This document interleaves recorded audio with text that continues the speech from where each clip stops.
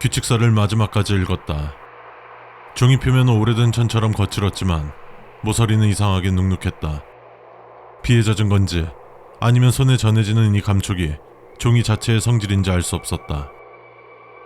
묘하게도 그 촉감은 차갑지 않았다. 오히려 미지근했다. 마지막 문장이 유독 눈에 막혔다. 다른 글씨보다 잉크가 진했고 힘을 줘 눌러쓴 듯 종이가 살짝 패여 있었다. 내 차례가 되었을 때 절대 뒤를 돌아보지 마라. 그 문장을 반복해서 읽는 사이 발 밑으로 미세한 진동이 전해졌다. 철로를 따라 무언가가 천천히 그리고 무겁게 다가오는 듯한 울림. 그러나 그 울림은 금세 멈췄다. 소리의 방향도 진동의 출처도 알 수 없었다. 역은 군용 조명탄이 만든 붉은 빛에 잠겨 있었다.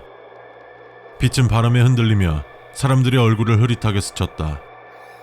한쪽에서는 아이가 울고 있었고 그 옆에 어머니는 아무 말 없이 입술만 뜯었다.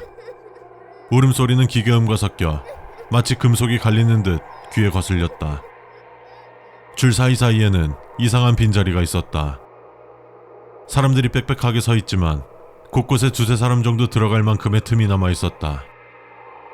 그 틈에는 공기가 살짝 따뜻했다. 방금 전까지 누군가가 서 있었던 자리처럼. 군인들은 명부를 들고 천천히 걸으며 줄을 훑었다. 그들의 발소리는 바닥의 쇠판 위에 부드럽게 스쳤지만 금속 특유의 냉기가 발끝까지 전해졌다. 나는 일부러 시선을 피했다. 군인의 눈을 오래 마주치면 마치 머릿속 어딘가가 빨려나가는 기분이 들었기 때문이다.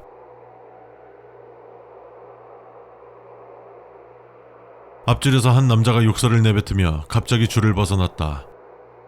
규칙서의 문장이 문득 떠올랐다. 줄은 절대 이탈하지 마라. 그가 한 걸음을 내딛자 군인 둘이 동시에 반응했다. 그들의 그림자가 바닥에 길게 늘어지더니 한순간에 남자를 감쌌다. 나 좀 그냥 보내줘. 나는... 그의 힘없는 말이 도중에 뚝 끊겼다. 군인들은 그를 역 뒤편의 문 없는 통로로 끌고 갔다. 그 통로는 완전히 어둠에 잠겨 있었다. 그 순간 그 어둠 속에서 하얀 손가락 같은 것이 미묘하게 튀어나왔다가 사라졌다. 남자가 사라진 자리에는 뒷사람이 무표정하게 들어섰다. 주변 사람들은 아무렇지 않게 앞으로 나아갔다. 마치 거기에 사람이 없었던 것처럼. 줄이 조금 더 앞으로 움직였다. 플랫폼의 경계선이 희미하게 보이기 시작했을 때였다. 멀리서 낮고 길게 끄는 기적 소리가 울렸다. 규칙서의 경고가 번개처럼 머릿속을 스쳤다. 목록 외 역에서 들리는 기적 소리를 믿지 마라. 나는 즉시 고개를 숙였다. 옆에 서 있던 여자는 기적 소리를 향해 고개를 들었다. 그녀의 표정이 놀라면서 곧 미묘한 웃음으로 변했다. 기괴할 정도로 활짝 웃고 있었고 한참 동안 변하지 않았다. 잠깐 다른 곳을 보고 다시 시선을 돌렸을 땐 그녀는 줄에 없었다. 빈자리는 금세 다른 사람으로 채워졌다. 아무도 그녀가 사라진 걸 알아차리지 못했다. 더 앞으로 나아갔을 때 안내방송이 울렸다. 다음 열차는 곧 도착입니다. 준비하십시오. 목소리가 낮고 길게 늘어졌다. 규칙서의 문장이 다시 떠올랐다. 안내방송의 목소리가 낮게 들릴 때는 움직이지 마라. 나는 즉시 발을 멈췄다. 주변 사람 중 몇 명은 그대로 앞으로 걸었다. 그들의 발소리가 바닥에 울릴 때 군인들이 동시에 그들 쪽으로 다가갔다. 그들은 아무 저항도 하지 못하고 사라졌다. 줄은 아무 일 없었던 듯 다시 이어졌다. 사라진 사람의 이름조차 금세 머릿속에서 사라졌다. 플랫폼이 점점 가까워졌다. 그 순간 역 바깥의 철로 위에 길고 불규칙한 그림자가 스쳤다. 그건 기차의 그림자가 아니었다. 형체는 흐릿했지만 지나간 자리의 공기가 무겁고 차갑게 가라앉았다. 바닥 아래에서 발소리가 들려왔다. 플랫폼 밑에서 누군가가 줄과 나란히 걷는 듯했다. 내가 멈추면 그 발걸음도 멈췄고 내가 움직이면 다시 따라왔다. 틈새로 내려다봤지만 그 안에는 어둠만이 있었다. 마침내 내 발끝이 플랫폼 경계선에 닿았다. 멀리서 열차의 불빛이 깜빡였다. 사람들이 몸을 앞으로 기울였다. 그 순간 등 뒤에서 목소리가 들렸다. 낯익은 목소리였다. 야, 너... 규칙서의 마지막 경고가 선명하게 떠올랐다.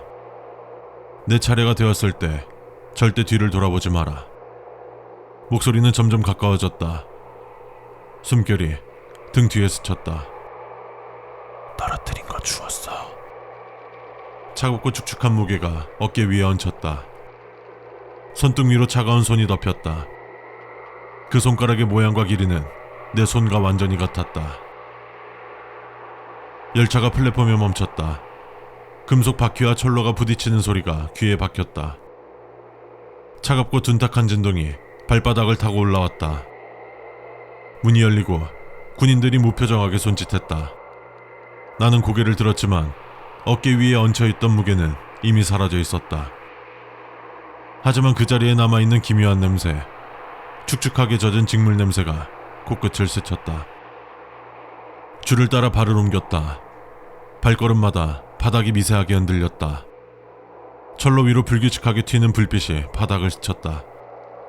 그 불빛이 그림자를 일그러뜨렸다. 그 그림자가 내 움직임과 조금 엇나가 있었다. 차 안으로 들어섰다. 차량 내부는 차갑고 건조했지만 이상하게 숨이 잘 쉬어지지 않았다. 앞에 서 있던 사람의 목덜미가 젖어 있었다.